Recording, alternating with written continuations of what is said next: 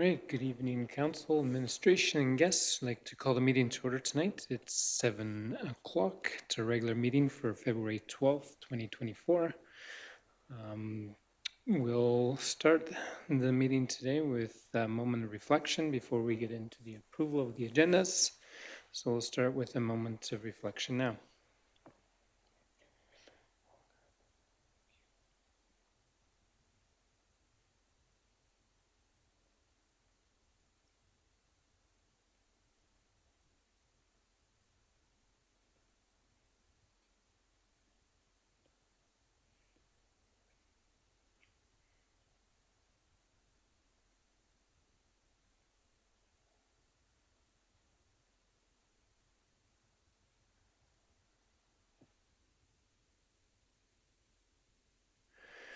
All right, thank you. So tonight we have two agendas to approve. The consent agenda is the first one. Motion to approve the consent agenda unless someone is wanting to pull something from the consent agenda. Councillor Henniger, can move to approve the consent agenda. Any further questions? Seeing none, call the question. All in favor?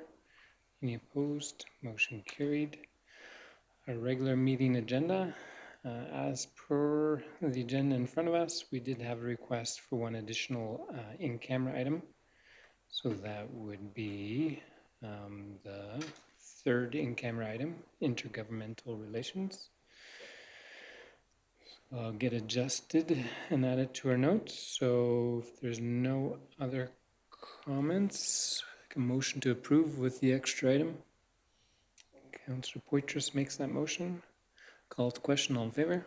Any opposed? Motion is carried. For the good of council, does anyone have something they would like to share? And I do, on behalf of council, Councillor Wolstenholme, it's your 75th birthday, and we want to congratulate you on behalf of the town and our council. I understand you had a pretty nice little get-together last weekend, and your commitment and dedication to our community for so many years has been very much appreciated. So on behalf of the town, we did want to present you a little gift card, token of our appreciation, and wish. It's a gift card, yeah. So we wish you and your family well as, yeah, it's a big milestone. Yeah, so congratulations.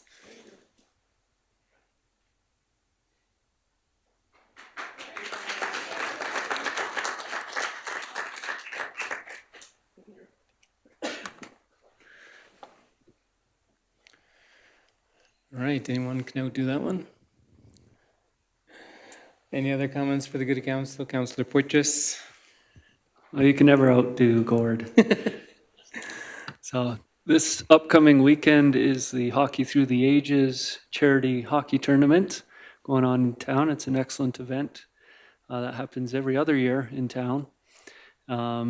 So yeah, there's a lot of fundraising that's done at this event, and this year's project is they're hoping to donate towards a outdoor arena / sports court type thing for the community. So anybody who's around this weekend, come down to the arena, check it out. Lots of events going on. There's silent auctions and some good times to be had. And I hear there's going to be some excellent entertainment Saturday night at the banquet. So, what? Maybe. Anyways, come on out. No guarantees on the quality of hockey, but it should be fun. We're all just hoping to make it through the weekend.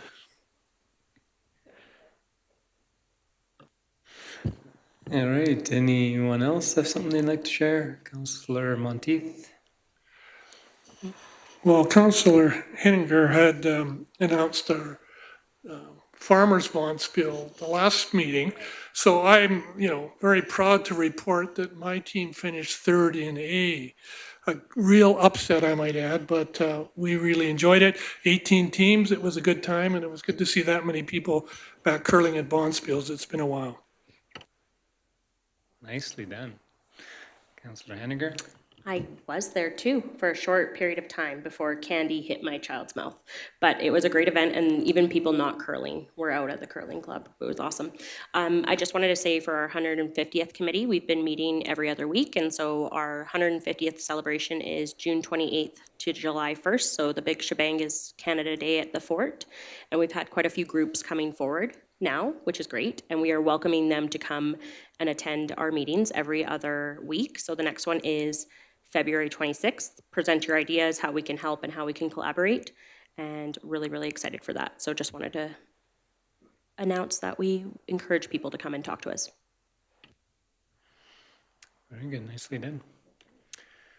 On behalf of the Fort Museum, I wanted to just congratulate them on the successful contract with the HeadSmash in Buffalo Jump to assist them with all their HR-related hiring, and that's a big thing for them, and it's a big project. So we wish them well on that.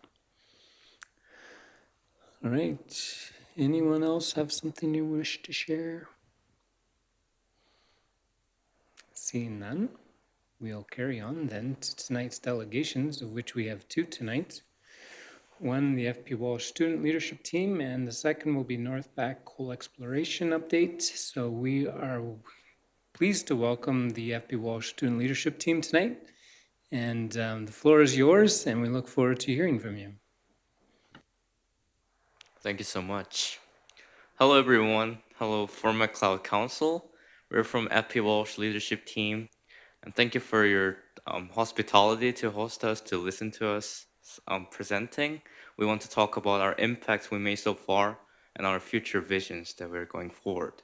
I'm Daniel Choi. I'm Tessa Muirhead. I'm Tessa Van Heerden. And I'm Cordelia. So let's get started into it.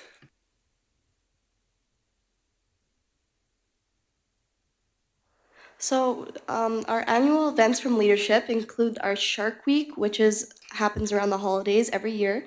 All of our assemblies monthly and for our holidays. Our Spirit Week, our holiday events like Valentine's Day, Halloween, and Easter.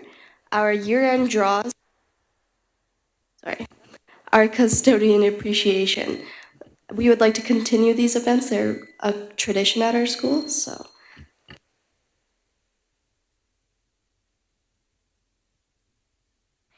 All right, so we recently started doing our custodian appreciation last year. So what we did last year was we basically interviewed our head custodian to find out more about her life and the work that she puts into our school. And then we went around and took photos of the other custodians with their permission, and we made it into a video to put on social media and show to the school just to show how much work they actually do. And then we also do mini assemblies throughout the year. So we have our spirit assemblies where we basically just touch up and share what's happening in the school. And then we also have assemblies for the really important stuff. So we had a Remembrance Day ceremony every year. And we also have a Missing and Murdered Indigenous Women ceremony.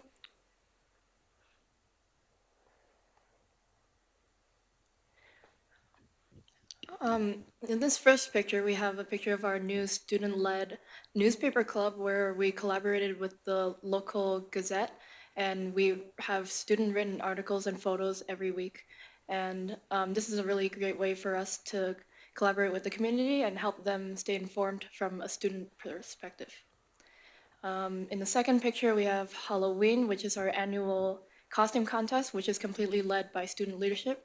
And we're starting to try and invite community members to judge for us and judge for the student categories. We also have Shark Week, like we discussed earlier. This is our annual week-long Christmas competition where student teams battle out for the finale, and it's really good for student spirit. And this is also completely led by student leadership. So our school also does stuff for Kindness Week and Valentine's Day. So Kindness Week is mainly focused around Pink Shirt Day or Anti-Bullying Awareness Day. So for that, we basically just write kind notes on sticky notes, and then we hang them up around the school. And we go into classrooms and write nice notes for the teachers to let them know that we appreciate them. And then we also make a photo booth that we can like bring around the school for people to use. And then for Valentine's Day, this year we are doing candygrams and candy roses. And then for our Easter egg hunt, we're actually hoping to bring the elementary school in this year. But last year what we did was we basically just printed off pictures of Easter eggs and then hung them around the school. So once a student found an Easter egg, they could bring it to us and exchange it for a prize. It was very popular. And the last one we have on the slide is Spirit Week. Spirit Week is a week where students dress up as each category per day. As you can see on the picture and the previous slides, there's lots of smiles, and we can see that lots of school spirit is very amazing in our school. I can proudly say that last Livingston Leaders meeting, every school from our division was inspired by our school spirit. I think our school is doing very good job. And the photo, you can see lots of students and students to teacher and even teacher to teacher personal relationship is getting closer together. So we have really good school spirit. And the slide points by it is why school spirit is so important. Well, it creates safe and caring environments. It encourages attendance, and it increases our school and community reputation, that's for sure. And we welcome future students of FP Walsh, like elementary schools and international students if they're coming, and it builds positive school culture. Inclusivity is really important one, and it finally unite between students and the community together.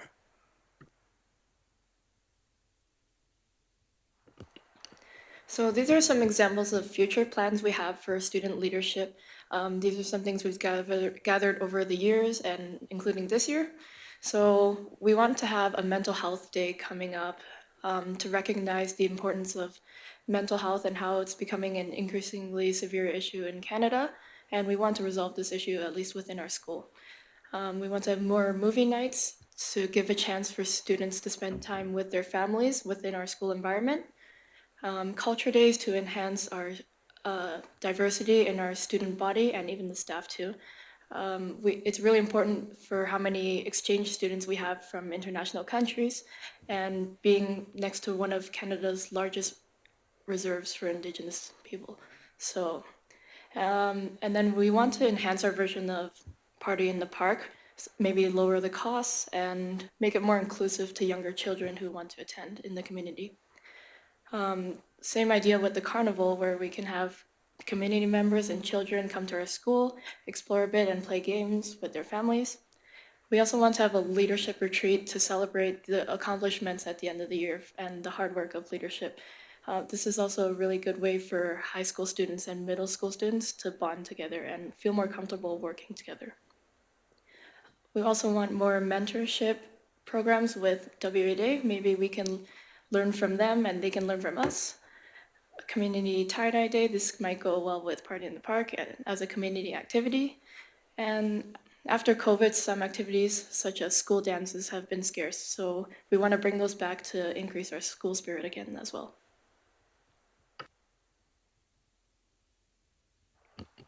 So our leadership has many high school and middle school students combined, and our teachers, advisors, like the lovely Miss Acione here with us tonight, and Miss Helm, are really help us out with all of our planning, but it's really a great team effort between the high school and the middle school students. And we have our weekly leadership meetings every Thursday at lunch that both middle schoolers and high schoolers attend. And we have many other commitments in the community, included with the other school clubs that we're involved in, social media team, the Livingston Leaders, the Southern Alberta Interscholastic Leaders, our SAIL, and Ministers Youth Council. And I also think that in the future we could have more collaborations and do more things with the community, like the WA Day, and also consider doing more things with seniors, like at the Pioneer Lodge, other things like that. So, yeah.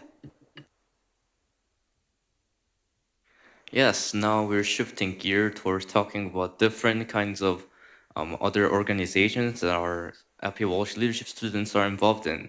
So first one is Livingston Leaders. Some of you might know this organization if you follow Instagram accounts. It's student council where all of the schools, 7 schools from our school division meets and plan to enhance the students' lives. And one of the cool plans we have recently coming up is Snowball, which is happening on March 7th. So we're bringing about 200 to 250 students, all from 7 schools in our school division, to have a dance to connect, increase more connectivity between the communities and students. And Tessa here is involved in council, and us too are executive in that committee.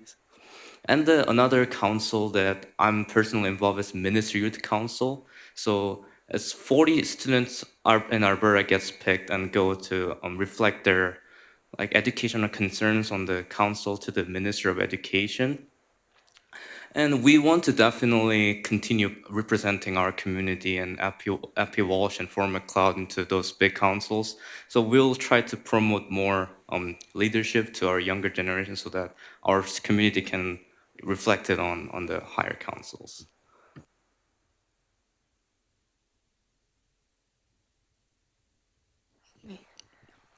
We also have SAIL, which again stands for Southern Alberta Interscholastic Leaders. This is a council that we've been involved in for the past 2 years, the most, and we meet with other student leaders from across southwestern Alberta about 3 times a year, and we work to learn new leadership skills and share ideas with other schools. And we always have a year-end conference where we actually lead breakout sessions to inspire younger leaders who may have not had many leadership opportunities in their school. And so this year we want to focus more on community connections as our breakout session theme. And we want to use lots of examples from FP Walsh and even Fort Macleod. The second photo here is of us volunteering at the local hospital in the special development unit. So this is something new too, and we really enjoy volunteering in the community more. You can see that Daniel here is dressed up as a Santa, and we decorated a Christmas-themed photo booth for the clients. We sometimes entertain them with music or just visit them. And yeah, this is a really good way for us to just spend time with the community, be more aware of what's around us, and we learn how to work with different people while giving back to the community.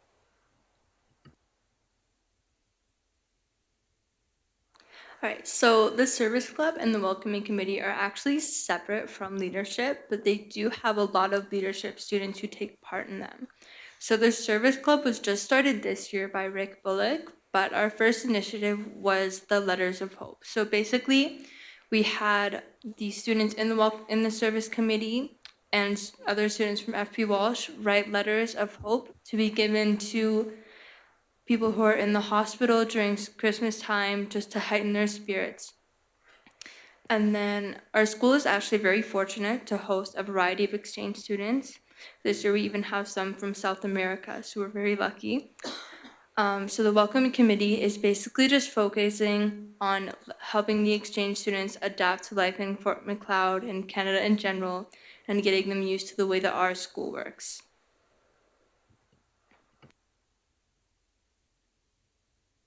And we're also involved in Kids First Family Center.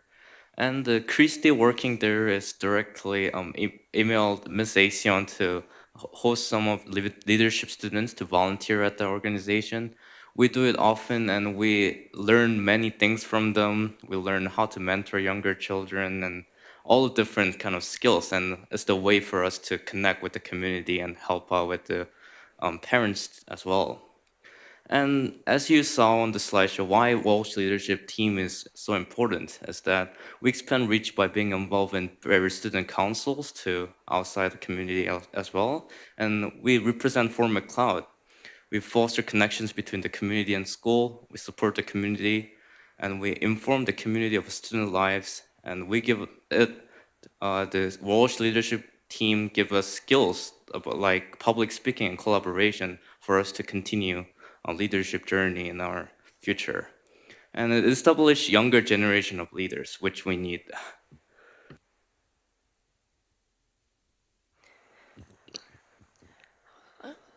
For our main goal and impact of leadership this year, we again really want to focus on community connections and being more involved with our local community. So in the previous examples, such as volunteering in the kids center and having more community activities with family members, having activities out in the town too, and being even extending to Lethbridge or collaborating with the Gazette. These are all to help us develop a stronger connection to our parents and other town members who want to be informed and get a better understanding of what students need and want. And then we also want to give back to the community with what we learn, as well as enriching future leaders. So such as Tessa Van Heerden right here, she's one of the younger ones, and she's gonna make a huge impact after we graduate. So we want more future events to connect students from different grades like this and make them feel more comfortable working together, and as well as more student-led creations to make a clearer impact on what students need and want based on their own student voice, and making them feel like they're important and that they can contribute to our school. And that's why all of their contributions are invaluable to us. All right, so how can you help? We need funding so that we can plan, organize, and implement the leadership projects, as well as build upon them. Our leadership budget is less than $200 for the entire year, but our year-end draw last year cost around $500. So just in case you're wondering what the year-end draw is, it's just throughout the year, we've recognized students who have done random acts of kindness or who have participated in our spirit activities, and we put them in a draw. And then at the end of the year, we draw out names, and the students get a chance to win Walshware and other prizes.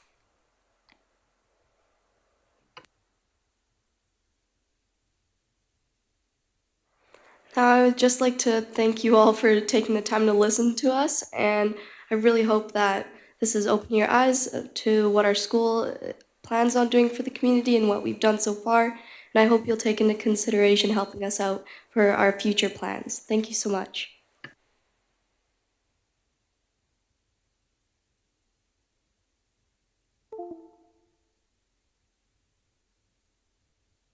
That was a great presentation. Thank you so much for presenting all the different groups and the impact and the reason why you're doing what you're doing and the excitement behind what you're doing. That's amazing to see.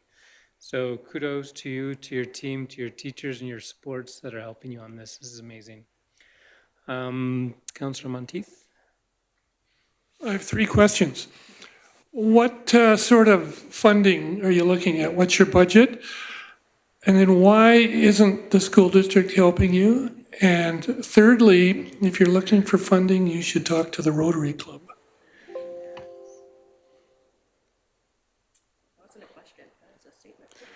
All right, so that's 2 questions. 1 idea. So you could start, yeah, go ahead. Yeah, so unlike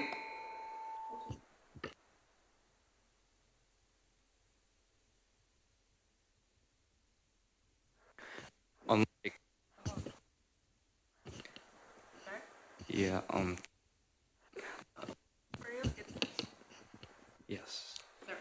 Unlike other communities, we know that Matthew Halton is actually getting their student union fee every year so that the leadership can use that money that they collect from each students every year. But our school doesn't have that system yet, so basically we just did many of fundraisers every time to do some initiative that we're planning the next, but it's kind of hard to have too many fundraisers and planning time for that. We actually have rack of time and effort to do actual thing if you do many fundraisers. So we're actually trying to implement student union fee next year coming up, but this year for now we don't have any more budgets. We're kind of low behind that because we did not do any fundraisers, and we definitely do not want to waste too much time on fundraisers and making people to give us money every month per se. So yeah, we basically want to save some time and effort do more projects. And did you have a number in mind? Whatever you would be willing to give us would be greatly appreciated. All right, Councillor Henniger. I just wanted to say, since some of you have come to council before and you spoke and had public speaking to now, you are way more fluent and confident in your actions today, but as well, I believe 1 or 2 of you have been nominated as well for Junior Citizen of the Year through the chamber, if I'm correct. I believe one of you, yeah, I'm seeing some nodding. So I remember seeing that name on the nomination that, I believe Cordelia, you were nominated for Junior Citizen of the Year. If you don't know that, you've been nominated. Somebody put your name forward. So I just wanted to say, I went through leadership school or leadership class in my high school, and this kind of stuff is amazing. And Tessa, one of the 2 Tessas going into leadership, I think it's amazing, and you guys are going to graduate and do great things. But if you can rally more youth behind you, you guys are doing awesome, awesome things in the school division. And just thank you for coming tonight. It's awesome. Councillor Vanagabas. I have a question for one of our staff members sitting in the audience. Doesn't council have a particular fund at their discretion? And is there any funds in the 2023,000? Right. So we might have to entertain a motion here to, it doesn't take Jim off the hook necessarily, or the Rotary off the hook, but I'm pretty sure that council is able to help. Maybe an official motion to the tune of $250 a year for the next 2 years, along those lines. Somebody wants to make that more official? In consideration of delegation, right, sorry, I'm getting ahead of ourselves, but that's a discussion we can have in a couple minutes here after we have our second presentation to council. So, sorry, I was just getting a little excited. All right, thank you very much. Is there any other questions that any of council members had for the delegation tonight? Seeing none, we want to thank you for your time. In the next portion of our meeting, after our second delegation, we'll have a consideration of our decision on the matter, and then we can, administration council will get back to you. But feel free to stay. But we will move on then to our second delegation for tonight. And we'd like to welcome the team of Northback, I believe, Grant and Diana. So the floor is yours. We look forward to hearing from you. Thank you. Well, first, thanks to council for allowing us this opportunity to present an update. But perhaps before I get into the presentation, I should explain who Northback is, because many of you may not know that name. We originally were Riversdale Resources, operating as Benga Mining Limited. Riversdale Resources was a junior mining company from Australia that procured the Grassy Mountain project from Devon Energy, and they began developing a proposal to mine that area. In 2019, the company was bought by Hancock Prospecting Limited. And so we felt it was necessary to change the name to reflect the change in ownership. So Hancock Prospecting is an Australian company, but they are a major mining company in Australia. They're of the magnitude of a Teck Resources or an ATCO in terms of, company size and revenue and experience in mining. So, a very significant shift in ownership. And so we were looking for a name that, really represented who we were. And so the name Northback arose from the Canadian North and the Australian Outback joining together in the pursuit of this potential opportunity. So that's who Northback is. we did, and the update today is about a drilling application that we submitted to the AER. So we wanted the opportunity to provide you an update on that application. Potentially, some of your citizens have raised concerns with that application, and we thought that this would be a good place to share what the concerns that we're aware of, and give some information on those concerns. So I'm going to present the piece on the drilling application, and then I'm going to pass it over to Dana, our community relations advisor, and she's going to provide a brief update on a really wonderful piece of work that she's done recently. So to get us started, we have a brief video we'd like to show you. Grassy Mountain kind of has this image of this pristine environment, never touched by man. This amazing thing, and it's anything but grassy. It is a previously mined and unreclaimed mine site. So this video will just give you a bit of a visual representation of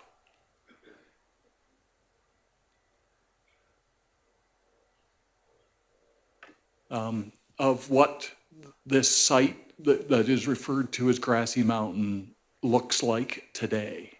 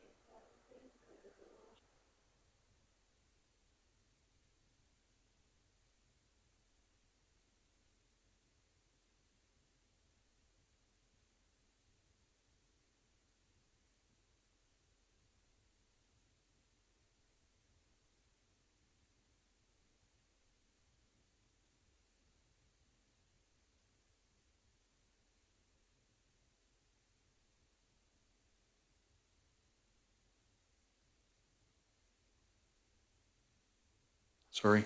While she's pulling that up, I'll just give a bit of a history on Grassy Mountain. So Grassy Mountain was mined underground and open pit up to the late 60s, early 70s. So the site has been extensively mined over the decades. As you can imagine, the reclamation requirements of yesterday are not what they are today. And so when they stopped mining, there was little to any reclamation done of the site. So there's literally equipment just left on the side of the mountain.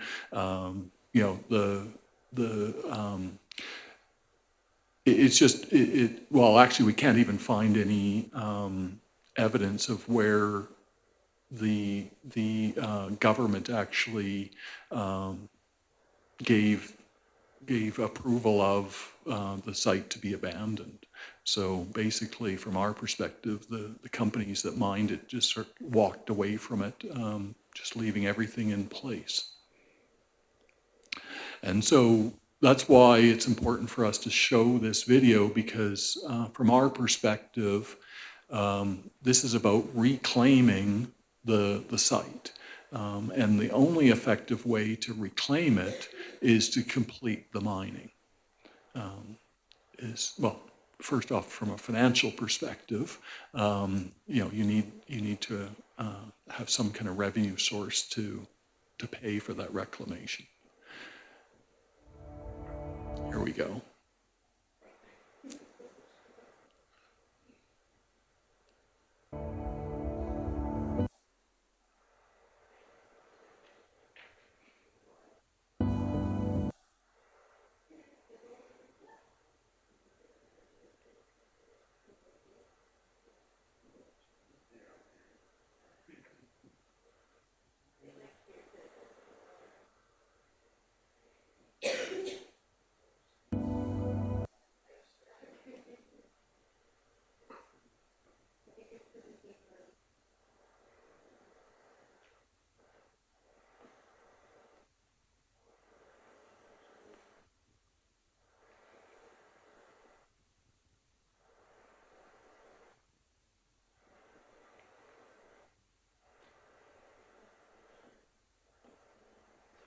You can probably carry on if that works for you. Carry on with your presentation. We can always come back to it if that works. Sure. So let me just explain the drilling application. So in order for us to develop an application for the AER to potentially mine it in the future, we need to do some exploratory drilling to assess the geology, the water,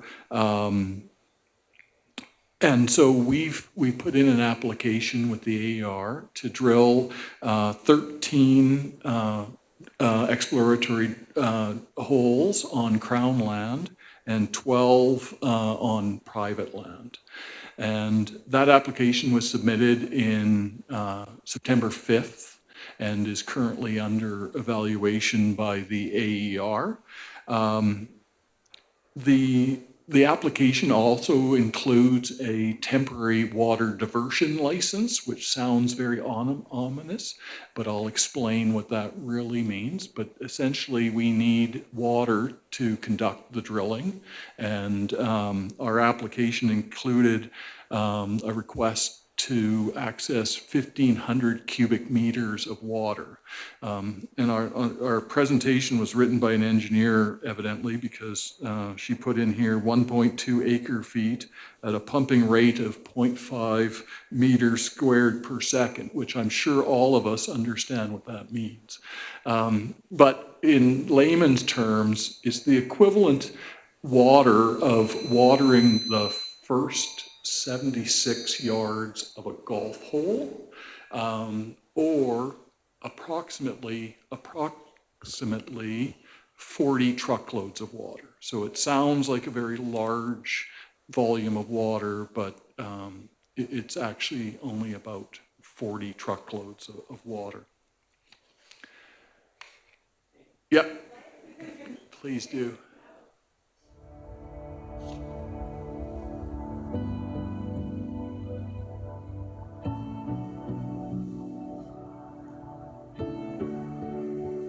So what you're looking at is that is the coal seams running through the mountain that were previously mined.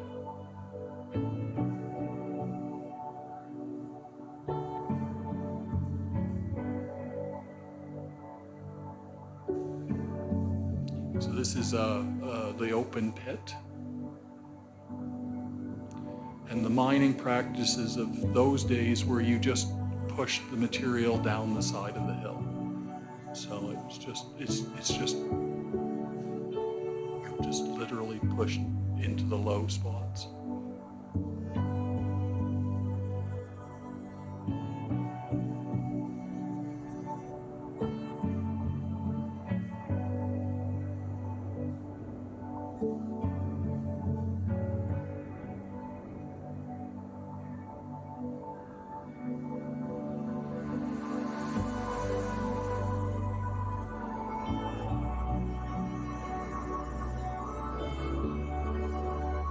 So that's a trench dug across the top of the mountain.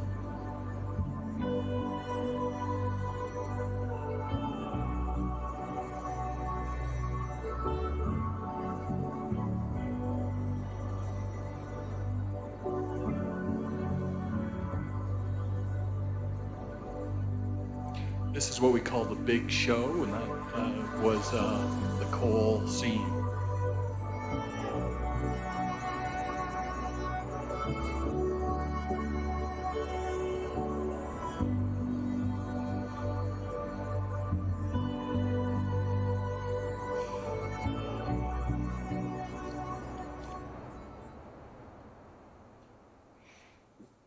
So hopefully that gives you a sense of the site that we're talking about, and the title Grassy Mountain, it doesn't really do it justice. It is a disturbed site. In fact, the drilling locations that we have selected are on previously disturbed land, so we're not actually disturbing any new land as a result of this drilling program. So we'll just catch up to the presentation.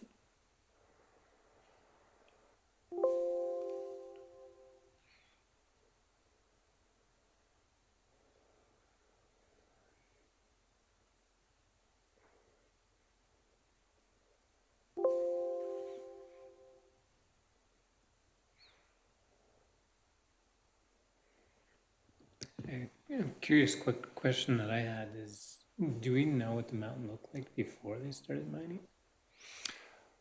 I don't believe we have any images. We have lots of images of the actual mining in the 50s and 60s, but I don't believe we have an actual image of what the mountain looked like previously.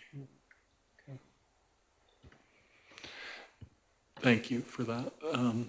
So, sorry, I'll just go back to that slide. So this is where I was talking about the drill program. The picture on the right-hand side is, it's hard to see, but you can see where the red dots are. Those are the drilling locations. And on the squiggly lines, those are all pre-existing access roads and trails from the prior mining activity. So we've deliberately put the drilling locations in areas that are, we don't have to create new roads or trails to get to, which reduces the amount of environmental impact of doing the exploration drilling. So this is the picture of the in-pit lake. So this is the lake, a man-made lake as a result of the mining. And this is where we intend to take the water. So I know water is of particular concern because of the drought conditions, and people are very concerned about industry using water that may not be available for agriculture or other purposes. This water is coming from an in-pit lake that is not connected to any tributaries or any rivers. It is the runoff that comes off of the mined section of the mountain into this lake. And the lake holds approximately 200 million liters of water. We're going to take 1,500 cubic meters. You would not be able to measure the difference in the level of the lake. Like it is so little water, 40 truckloads, you wouldn't be able to effectively measure the reduction in the lake. So when we submitted our application, it was open for public concern. The AER received 125 statements of concern.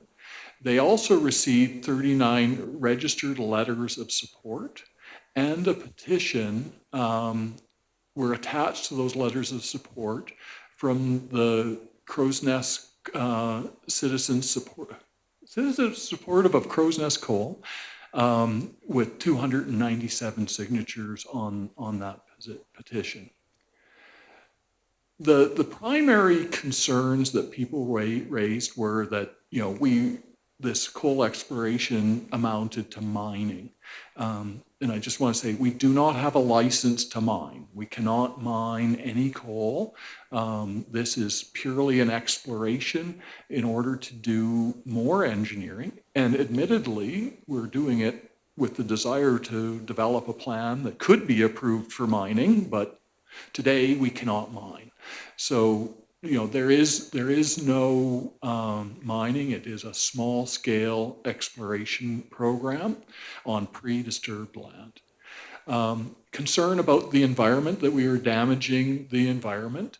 And certainly to drill a hole, for clarity, you do need to construct a drill pad, a flat pad for the drilling rig to sit on. And you at the same time create a berm so that you capture any water that might be released from the drilling pad. So there is disturbance. However, that disturbance is on previously disturbed land. So we're not disturbing, virgin ground or anything of that nature. So the impact to nature is, manageable or small in nature. Recreation. So some people were concerned that this area would not be available for recreation. Well, it's actually not safe for recreation today. So it's, for the most part, on private land, our privately owned land. So if they are on there, they're actually trespassing. But because of the prior mining activities, it's not safe for recreation. This is not a recreation area. This is not a place you go hiking, skiing, biking. It just isn't appropriate. So from our perspective, there's no impact on recreation. There was concerns on traffic, that the drilling program would create a lot of traffic on Highway 3 or through the Crow's Nest Pass. And certainly there would be a drill rig and, pickup trucks supporting the crew, but it would be no more than that. There literally would be a drilling rig that would be brought to the site and, a few pickup trucks supporting the transportation of the crews back and forth. There would be no measurable impact or impact to highway traffic as a result of this program going ahead. Government and regulatory, so lots of concern around the regulatory process itself. And, what our regulatory processes are, admittedly, in Alberta are very complicated. And so to explain it, Riversdale, the original company, submitted what's called an environmental impact assessment in, I believe, 2015. That impact assessment was accepted by the AER. Riversdale then subsequently submitted an application to mine in 2017. And that application to mine was rejected by the AER. Subsequent to that rejection, the government of Alberta clarified that as we had submitted an environmental impact assessment on the overall project, we're considered an advanced project. So a number of citizens raised concerns about us being an advanced project or not. And I guess from our perspective, that's not our decision. That's not a decision that Northvac makes. That's a decision that the government makes. And as far as we understand the regulatory process, we are an advanced project. And as an advanced project, we are permitted to conduct exploratory programs, and we're permitted to file mining applications. So, again, doesn't really alleviate people's concerns about mining and things of that nature, but we just want to be clear about the regulatory process. And in this circumstance, we are only applying for an exploratory drilling program, not a license to mine. Project notification and consultation. So there was a number of concerns about consultation. We carried out the consultation that is required by the Alberta Energy Regulator. The applications were posted for public notice on the application site for 30 days, as is required. And, we met all of the consultation requirements as defined by the AER. Again, I think citizens' concerns are they might not agree with the AER's processes, but we just want to assure people that we've met the requirements as defined. So, where did these statements of concerns come from? So this map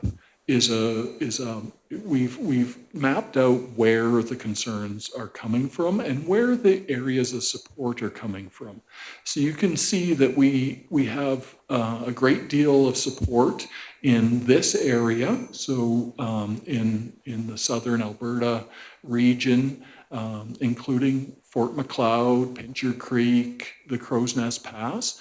There are certainly people opposed to us doing drilling in this region as well, but not to the extent that you would see outside of the region. So the vast majority of people opposed to us conducting exploratory drilling program are in Lethbridge, Calgary, or Edmonton.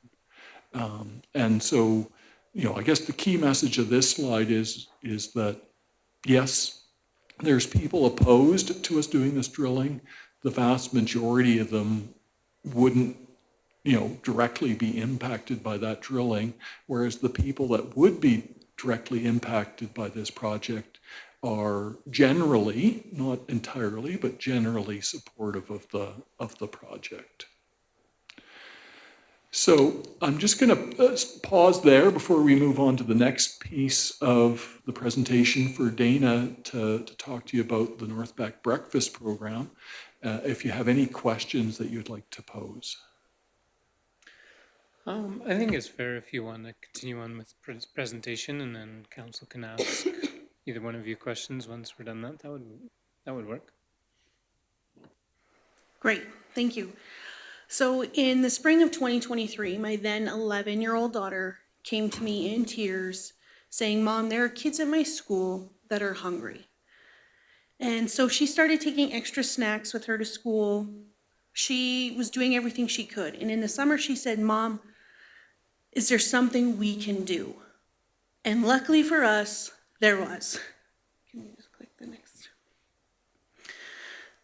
So I took the idea to our CEO, and we were able to announce that Northback would partner with Livingston Range School Division by providing $75,000 per year for the Northback Breakfast Program, which will support the Livingston Range School Division Nutrition Program. So this sponsorship will provide crucial resources to ensure the continuity and growth of the nutrition program, which serves healthy food to all the students within Livingston Range School Division. This contribution aligns with our vision of creating a better future and supporting communities and families. So we're really excited for this initiative, and we'll be rolling it out at Livingston School in Lumbrick on March 4th. So very, very proud to be part of this program and glad that we were able to make a difference in our children's lives. That's all I have. That's it for me. Thank you.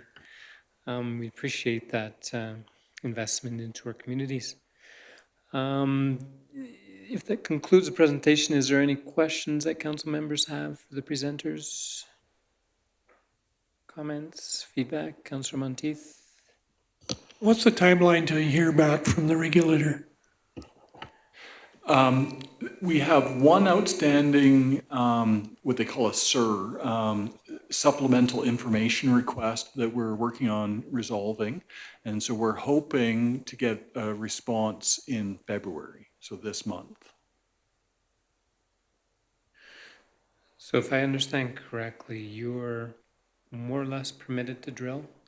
You're providing information for us just so we know what's happening. If anyone's asking questions, we can be more informed as to the answers. Is that correct? That is correct. Yeah. So, we felt like it was necessary, given the statements of concern, to come out and, help provide information on, what are the facts about the drilling program. There's a lot of misinformation.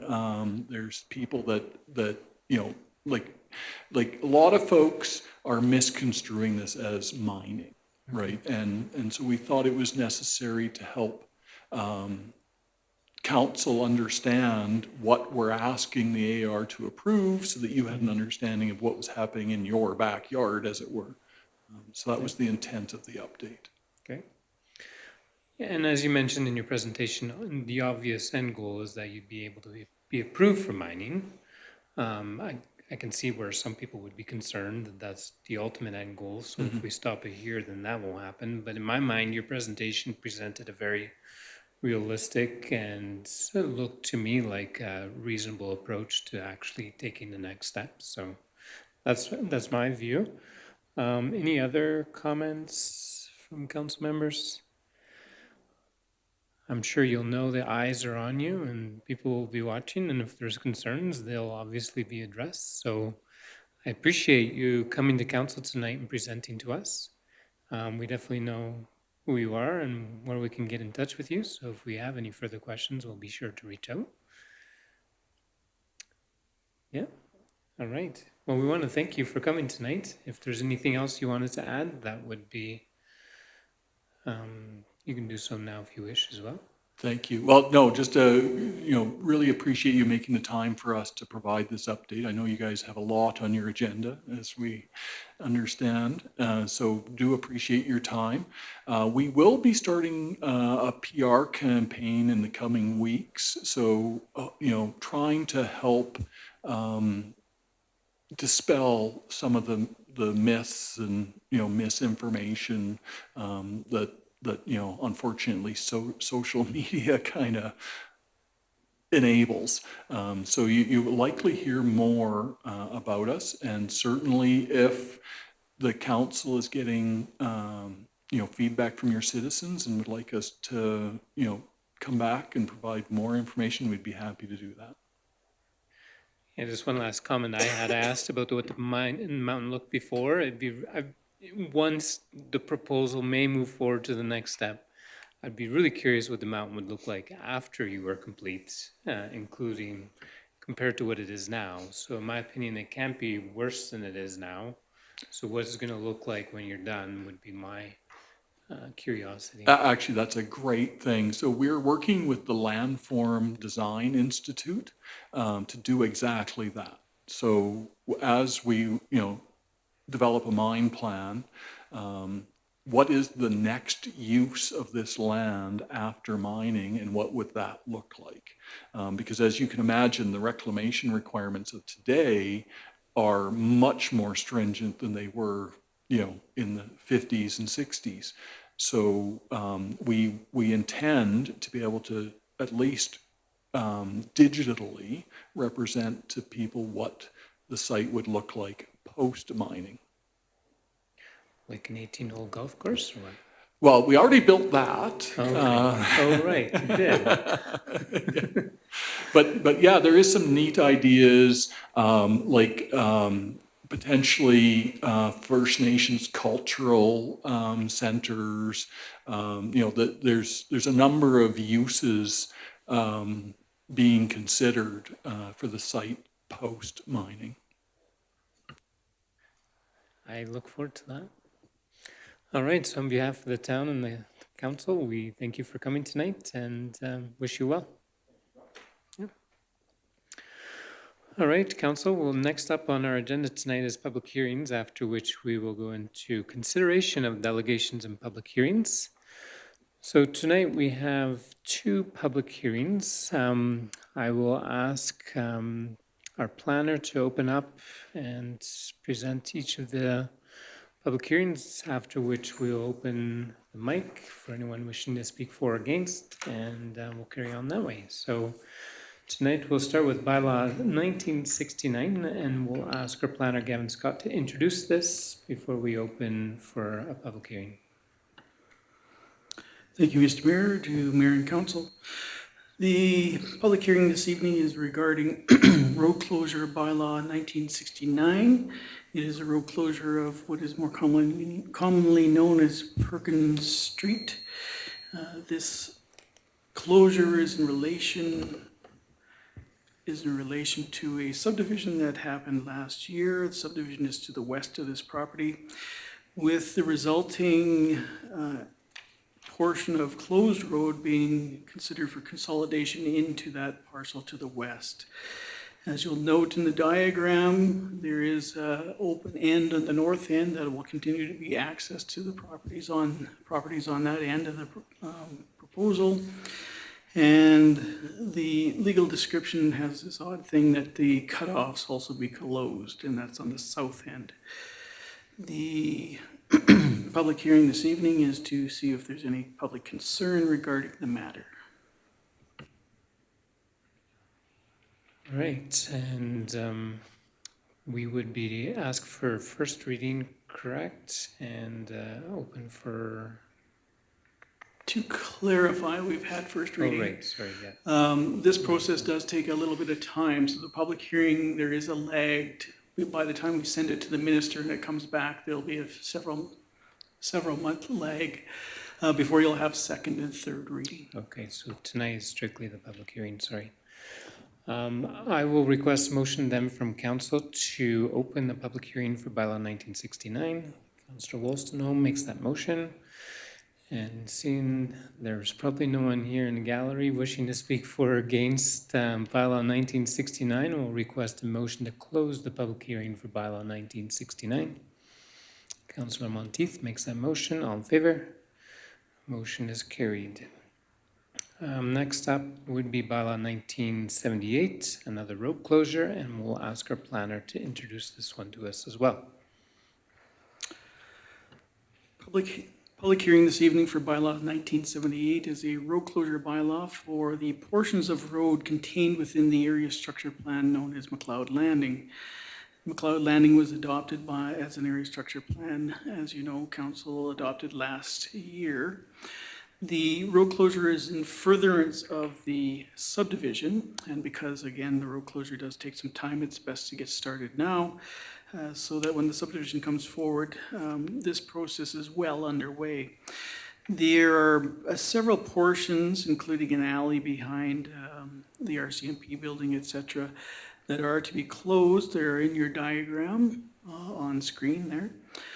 So I won't describe them legally, as that legal description goes on for some time there. But as stated, the intent is to set the groundwork for the McLeod Landing area structure plan subdivision to go forward. Thank you very much. I will now request a motion from council to open the public hearing for bylaw 1978. Councillor Henniger makes the motion. All in favor? Motion is carried. Anyone wishing to speak for or against bylaw 1978? I see none.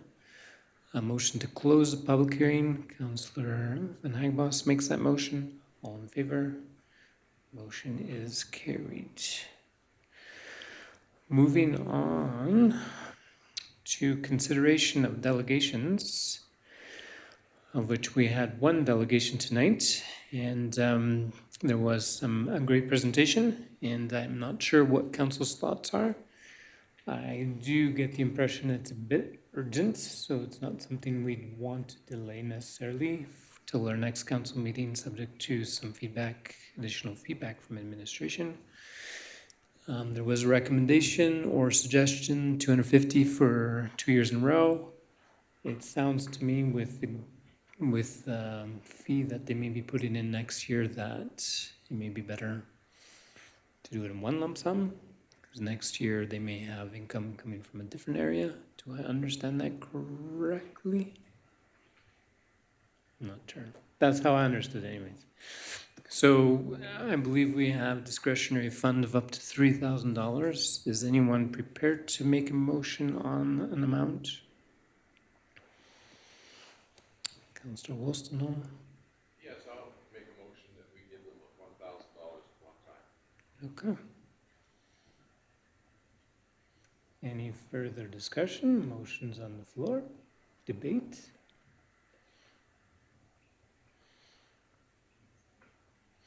I would support that amount. I think it's a... I was just wondering, how long is $1,000 going to last?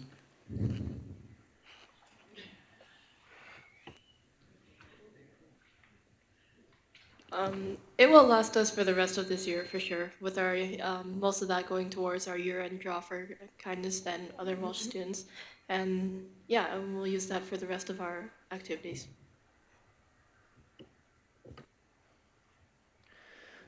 Was that a motion? Did you make a motion? Okay. Well, I would recommend that we do $500, and I would recommend that they apply to Rotary for the rest of it, because I'm sure Rotary would be more than happy to donate.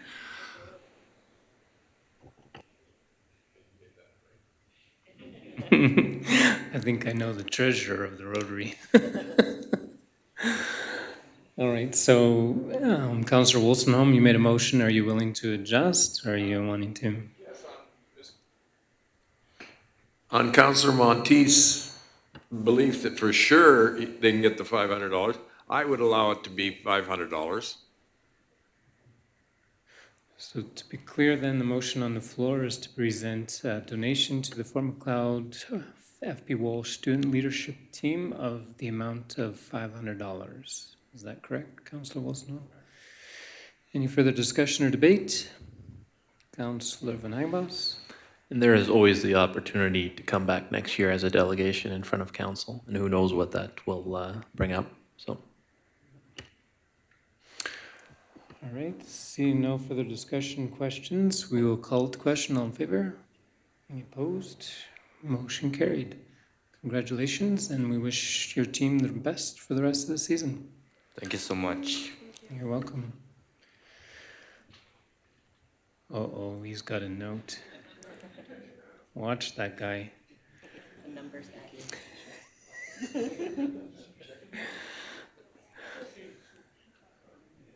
Yeah. No blank. The number's blank. Oops.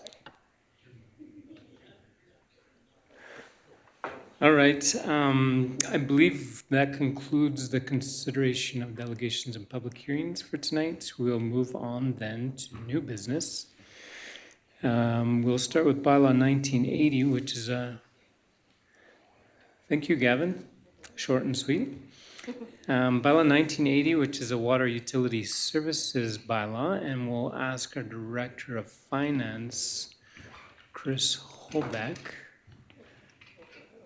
to introduce this to us.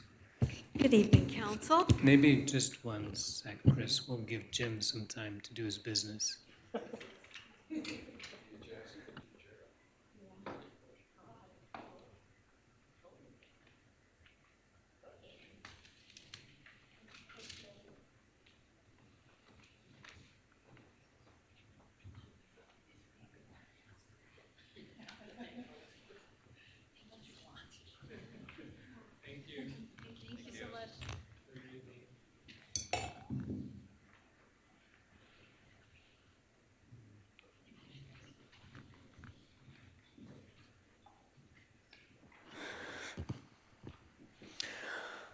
All right, thank you very much.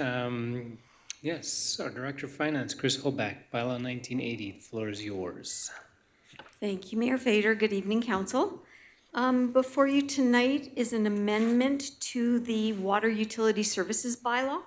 To be specific, it's the section of the current Water Utility Services bylaw that deals with appeals and errors.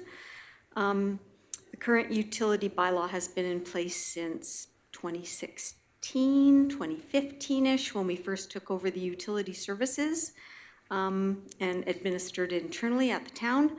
At that time, we put in some wording about these types of issues, and it's never, we haven't had to use or refer to this section a lot. In the last little while, we've had to refer to it a couple times, and upon review and consultation between myself and other directors and the CAO, we felt that Section 12A was a little bit rigid and unfair to the customer. I don't know if any of you have read that section in the existing bylaw, but Section A currently in its form reads that in the event of an error that has occurred in the utility building A and the town is responsible, the account shall be adjusted for 3 billing periods plus the current period. So we would only go back the current period and 3 billing periods. Sometimes by the time an error is found, it's been quite a while. Like it can be, months, if not longer, before we come across some of these errors. And it's not fair to the customer to say, sorry, you've been paying us and it's our error, but we'll only go back for 4 periods. So we would like to amend that section of the bylaw and for it to state that in the event of an error has occurred in the utility building and the town is responsible, the account shall be adjusted one, for 3 billing periods plus the current billing period if the amounts are owing to the town. And then the second part of that is 2, for a reasonable number of periods not limited to the current year as determined by the CAO if the amounts are owing to the customer. So it makes it quite a bit more fair, and it gives the CAO final say on the circumstances, to take a look at it critically and equitably, and to make a final decision on how much the town is going to repay that customer. So that is the amendment, and I'm happy to take questions, and Anthony's quite up to date on this amendment also, and we would feel free to ask us any questions that you need. And I'm asking for all 3 readings tonight if we can do that, please. Thank you very much. Does council have any questions or anyone willing to make a motion for first reading of bylaw 1980? Councilor Wolstenholme, first reading. Okay, any further discussion, debate? Seeing none, we'll call it the question. All in favor? Any opposed? Motion carried. Anyone prepared to make a motion for second reading of bylaw 1980? Councillor Poitras makes the motion. Any further discussion? Seeing none, we'll call it a question. All in favor? Any opposed? Motion carried. Anyone prepared to make a motion to request unanimous consent to go to third reading for bylaw not for bylaw 1980, but to permit to go to third reading? Councillor Monteith makes the motion, so this requires a unanimous vote. Call the question. All in favor? Unanimously carried. And anyone prepared to make a motion for third reading of bylaw 1980? Councillor Van Agbos makes the motion. Call the question. All in favor? Any opposed? Motion is carried. Bylaw 1980 is passed. Thank you. Moving on then to local government fiscal framework, and I'm sure our Director of Finance just loved going through the details of all of this. And from what I understand, this is strictly for information's purposes, correct? So the floor is yours, Chris. We look forward to hearing from you. Thank you, Mayor Fader. I think we've been talking about the current or the prior Municipal Sustainability Initiative grant program, and it was being re-looked at. A lot of communities felt that how they calculated how much you got for that capital funding wasn't fair to certain communities. It was based on 48% was based on per capita, 48% on was education property tax requests, and 4% on kilometer of local roads. So urbans, rurals, nobody was really happy with how they calculated it. Everybody was a little bit pretty sure they were getting shortchanged as a municipality, whether you were urban or rural. So it took a number of years. The MSI grant has been in place since 2007. So the province of Alberta has been funding us for capital projects since then. It was quite a shock to me to realize that other provinces didn't get that type of funding. When I first started with government work, they would say, "How do you do all the things you guys do in your communities?" And I said, "Well, we get provincial grants." And they're like, "What? People from Saskatchewan?" And I was like, "Sorry, you should probably come move to Alberta then." But anyway, so they have revised this grant program, and it started this year. So I just wanted to do a quick summary of how it's calculated. Like, nobody's going to go in and just make sure they're calculating it correctly, but it has a lot more attributes to it instead of the 3 that the MSI had. So I just put in some information, and I wanted you guys to know that the financial implications for the town. So last year, the final year of MSI for us, we got $335,241 for capital funding. And we spent that like in a flash because we're doing stuff. So this year, in the inaugural payment or the capital payment for the LGFF grant, which is the new grant, we get $531,740. And next year we get $592,126. So we get more. And maybe that's based on inflation and the government just upping the entire grant budget in total, and everybody gets a little bit more of a bigger pie. So, but I took a look at our neighbor, the MD of Willow Creek, because I thought, well, maybe theirs goes down, like, you know, maybe. It's not just based on roads and population and education requisitions anymore. But I went and looked at theirs, and it looks like everybody's has gone up. So we initially budgeted in our capital budget based on an estimate of what we were going to get, because we didn't get these numbers until after we had passed our capital budget.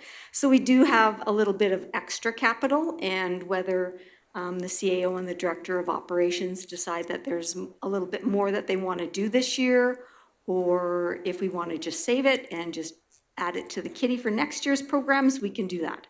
But I just wanted to let you guys know what's going on with that new funding program.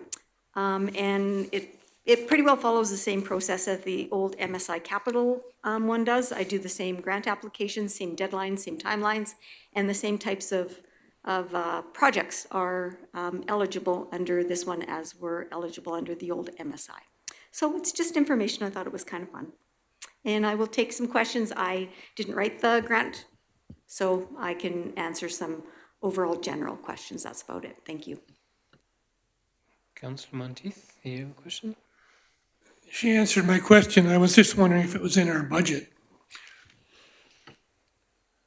And it's kind of surprising, because the last 2 years all we've been hearing is negative about this new fund, and it's never enough, and it's way going to be less. Do we know, like, the total amount contributed into the fund? Is that... I really didn't look at the total that they allocated towards this grant in the provincial budget. I will take a look. I will find out, and I will email everybody. I didn't look at it as how much bigger the pot got for this grant. Yeah, if people are still complaining, that must mean someone's not making the same amount, but based on everything you've seen so far, everyone is getting an increase. So it's either the cities that aren't getting something, or they have a separate fund they're using. Yeah, I think they don't fall under this. I think maybe they have different charters for the city of Calgary and the city of Edmonton, so maybe. Councillor Monteith? Well, it says in their notes that the total funding, including Calgary and Edmonton, is $722 million and $820 in 2025-26. So I'm presuming that'd be the total amount for everyone? Yeah, I'll have to go and see what the MSI was funding this last in 2023 for their program, and I'll get some comparatives. And on the operating side, is that the same as what we've gotten previous? MSI operating grant? So the operating grant, we used to get quite a good chunk, but it's based on, I don't know if anyone remembers, some of the new councillors probably won't. It's based on your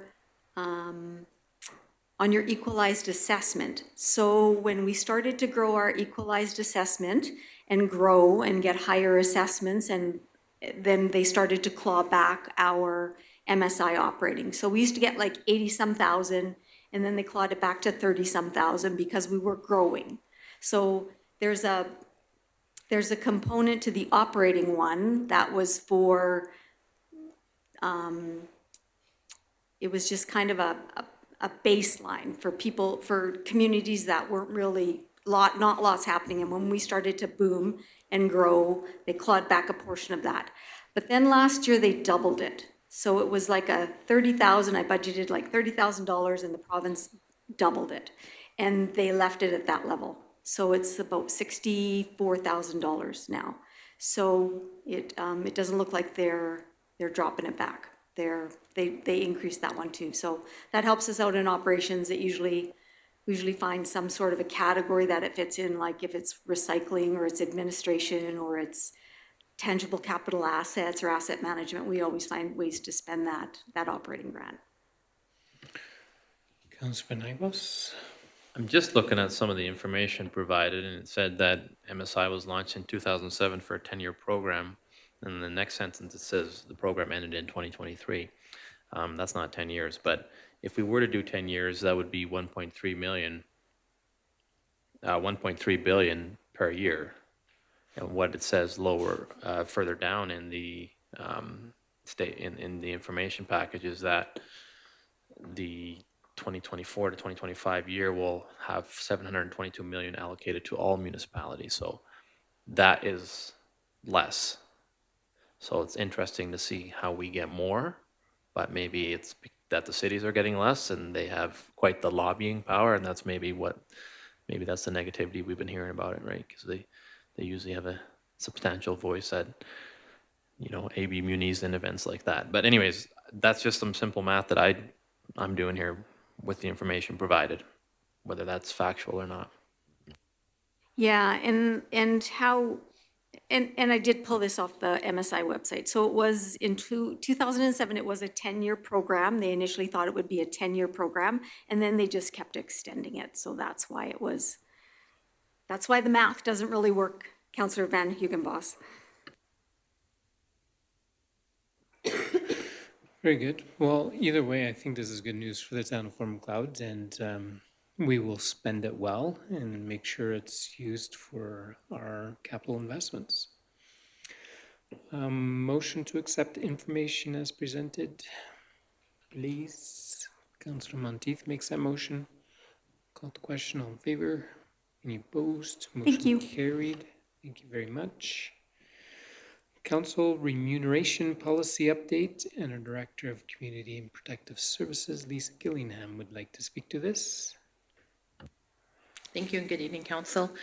As Council will recall, at the Council retreat in January, we reviewed the current remuneration policy as well as compared it to several surrounding and similar communities. Upon the review, recommendations for changes and updates were discussed, and to allow for transparent and accountable governments, remuneration for Council should be openly discussed, justified, and aligned with the expectations of elected officials. Other communities for the ratepayer to recognize were used for review purposes were Claresholm, Pincher Creek, Cardston, and Raymond. There were a few others considered, but those were the ones that we directly used as comparables. It's also good to note that fair compensation and reasonable remuneration for Council ensures that elected officials are fairly compensated for their time, effort, and dedication to serving the community. By offering adequate remuneration, we open up the opportunities for individuals from diverse socioeconomic backgrounds to participate in local governance, and it also ensures that serving on Council is accessible to a wider range of community members, thereby promoting diversity and inclusivity in the decision-making bodies.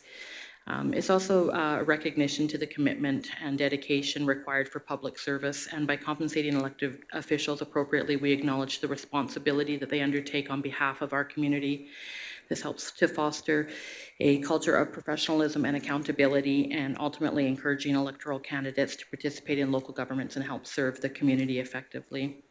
To note the financial implications that are directly affected by this update, hourly rate will increase from $25 to $30, and then there's a 5% increase to the monthly honorarium. There's some slight verbiage change within the policy, but the meeting amount of $125 per regular council meeting, committee of the whole, and the finance and infrastructure will remain the same. Happy to answer any questions if you have any. Motion to approve the council remuneration policy as presented. Anyone prepared to make that motion? So moved. I'll make that Okay. motion in favor. Motion to approve. Any further discussion, questions, debate? Seeing none, we will call it the question. All in favor? Any opposed? Motion is carried. Thank you very much, Lisa. Just a question, what's the effective date of this? Today.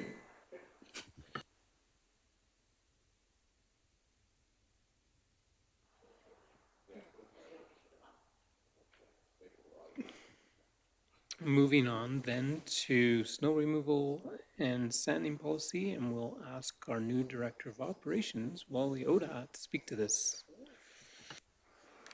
Good evening, Council.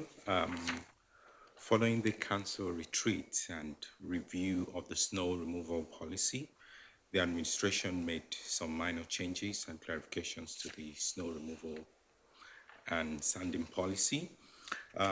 Basically, what we just did was to update some verbiage in the policy. And the first one was the clarification about basic snow removal and the complete snow removal, just to add those verbiage so that there is no confusion when people are going through this policy. And at the same time, if you check pages 4 and 5, where we have the appendices, we clarified where the priority routes are. The green one is being priority 1, orange priority 2, yellow priority 3, and blue as needed. And on page 4, we made sure that on page 4, we clarified what those priorities are based on the colors. So we want council to approve this so that it's so clear out there. Everybody knows when the snow is out there, how we clear the snow, and what route we take, and at what priority stages, and at what verbiage we clear the snow, whether it's basic, whether it's complete, and for everyone out there to know in our community. Very good. Anyone prepared to make a motion to approve the snow removal and sanding policy as presented? Councillor Henniger makes a motion. Any questions for administration? Councillor Poitras? Yes, I guess just a point of clarification.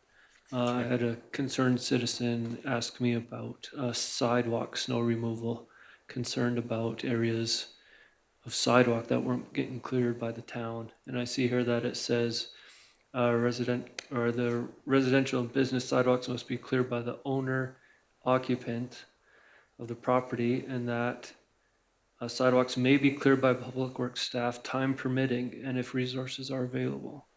So I guess my understanding then is that the town has no obligation to clear sidewalks other than town-owned property.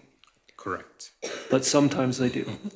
Sometimes we do, and we go through the avenues first, time permitting, and if we have the resources, and it depends on the quantity and the magnitude of the snow at the same time. So, right. The fact that we have to do probably basic, or we have to do like a complete snow removal. So our priorities are listed based on this, so that going forward, people know that these are the priorities, and sidewalks are not really priorities. It's the responsibility of the homeowners to clear the sidewalk whenever there is snow. Okay. Yeah. Thank you. Any other comments, discussion? Motion is on the floor to approve. If there's no further discussion, we'll call it the question. All in favor? Any opposed? Motion is carried. Moving on to an encroachment policy, and this looks like an interesting one, and we'll ask our Director of Operations to introduce this to us. Okay, so this is a bit interesting. So we have updated our encroachment policy to say that the town recognizes the importance of existing encroachment within the town of Fort McLeod, but going forward, the town is aware that there are some properties that are encroaching onto our roads, and the encroachment exists solely at the property owner's risk, and the town assumes no responsibilities if we're clearing snow, if there's any damage to any property on towns, encroaching onto town's property, and that going forward, if there has to be any event that a building or a structure has to be repaired, the present or the current land use bylaw has to be followed strictly. There won't be any further grandfathering. So that's what this policy is all about. And to clarify, this is a new policy, correct? We don't have anything like this currently? Yeah, it's a new policy. It's brand new. It's not replacing anything, so it's okay. It's completely new. Yes.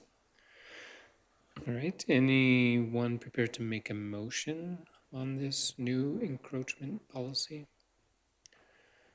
Councillor Wilson now makes a motion. Any further questions on this policy? Councillor Monteith? Do we have any idea how many encroachments we have in town? I don't have that data here now, but I believe there are many properties in town that are encroaching onto town's way, whether sidewalks or back lanes and all that. So, but I don't have the data of how many properties now. So some of the examples you said is backyards, Onto back lanes, onto sidewalks as well. Okay. Probably someone putting a fence that extends beyond the property line and encroaching into town sidewalk.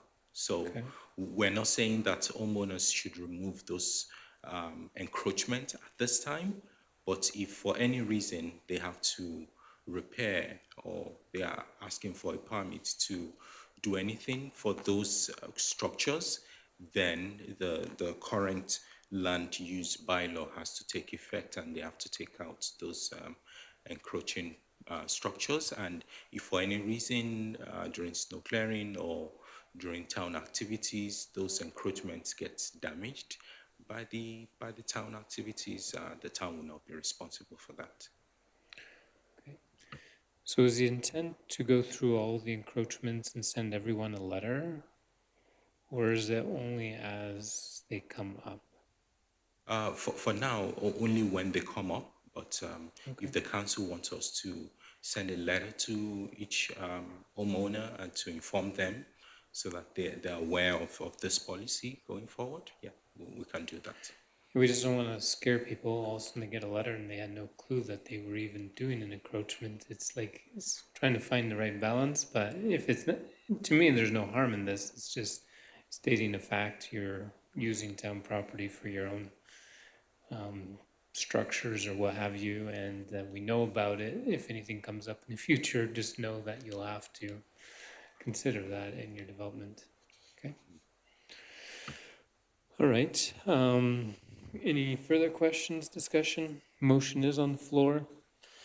There's no debate on the motion. Then we'll call to question. All in favor? Any opposed? Motion is carried. And lastly, under new business, we have some correspondence from our fellow councillor, Marco Van Hagenbos. Marco.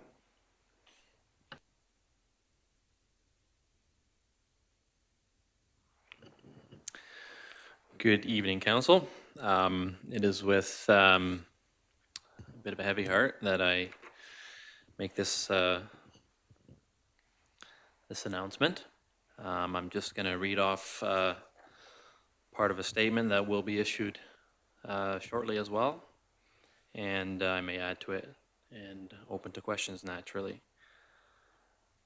In the near future, I face significant challenges, both personal and legal.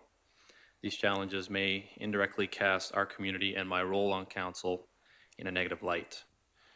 In consideration of this and my own personal convictions, I have made the difficult decision to resign as councillor for the town of Fort Macleod effective February 13th, 2024. It has been a privilege to serve the community for the last 6 years. As a community, we have experienced many successes as well as our share of challenges during these years. I've always strived to do what was right for our growing community. The decisions we as council face are often difficult and unpopular, and we don't get it right every time. But the people around the council table have always strived to further our community positively in their respective ways. I want to thank the residents of this great community for trusting me in this role for almost 2 terms. Also, a special thank you to all those who have helped has supported me over the years in both our challenges and successes. And it goes without saying that it's been an honor and a pleasure to serve. And a big thank you to fellow council and administration for putting up with me naturally. And thank you, and a thank you to the community for allowing me the opportunity to represent you for 6.5 years. So, thank you. Councilman Hagbos, I want to thank you personally as well. I know it wasn't a small thing for you to jump into the election to be a town council member, and I must say we've appreciated having you on council. Your debates, your discussion, your questions all helped contribute to better decision making, and we want to. Yeah, it's obviously comes with a bit of sadness from our side too. We're losing a council member. We do understand that you're in a tough position, and we wish you and your family the very, very best moving forward. Thank you. Anyone else have some comments? Councillor Henniger? I just want to say thank you, Marco, for as well in your statement saying that you do not want this to cast a negative light on both residents and the town of Fort Macleod. In past items, you definitely have been labeled as town of Fort Macleod councillor, and I know that plays an impact not only on yourself but as your council, and we don't always see eye to eye. And you and I personally, I think it's been a great challenge for me joining council and not having the same opinion on items. It's challenged me in the best way all around. But thank you for doing that for not only residents, but the town council that sits here today, because I don't think any of us deserve to pry into anybody's personal life other than the fact that we signed on to represent municipal and our residents, and that's so important. And yeah, thank you for stepping away in a time that might be very difficult for not only you, but others as well. So thank you. Thank you for that. Anyone else have comments they'd like to make? Councillor Monteith?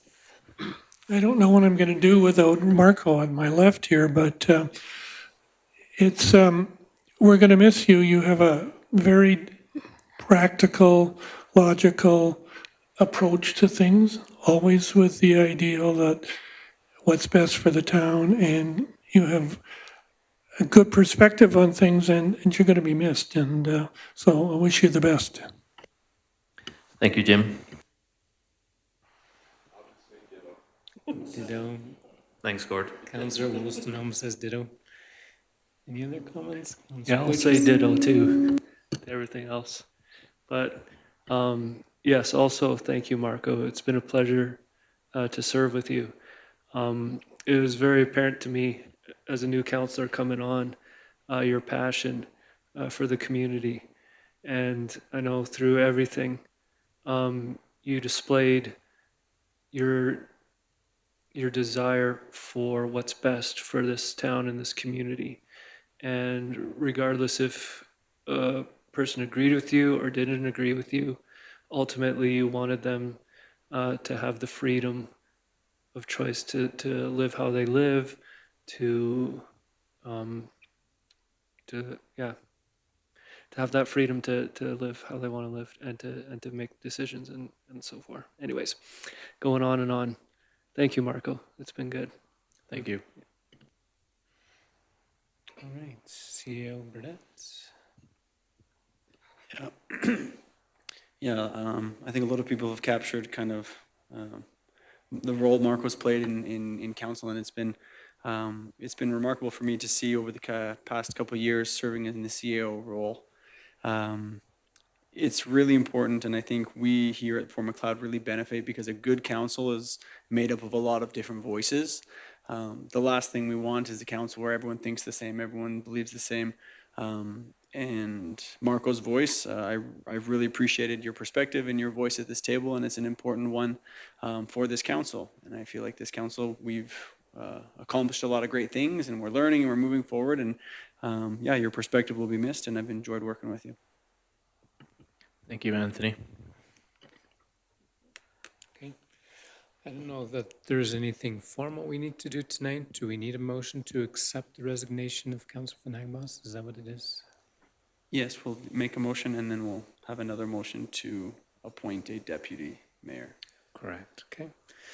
Anyone prepared to make the motion to accept the resignation of fellow Councillor Marco Van Hagenbos? Councillor Henniger makes the motion. I guess there's no real debate, I don't think. All right, so motion's on the floor. We'll call it the question. All in favor? Any opposed? Motion is carried. And since Marco Van Hagenbos is currently our deputy mayor till the end of February, I believe, we're requesting a motion to move up the date of Councillor Henniger's appointment as deputy mayor for a 6 and 3 week term, or approximately. If anyone's prepared to make a motion to that end, Councillor Monteith makes that motion. Call it the question. All in favor? Any opposed? Motion is carried. All right, Council, that does conclude the public portion. I will request a motion to go in camera for the 3 items as mentioned, and we'll go from there. So motion to go in camera. Councillor Van Hagenbos makes his last motion, potentially. We'll call it the question. All in favor? Any opposed? Motion is carried.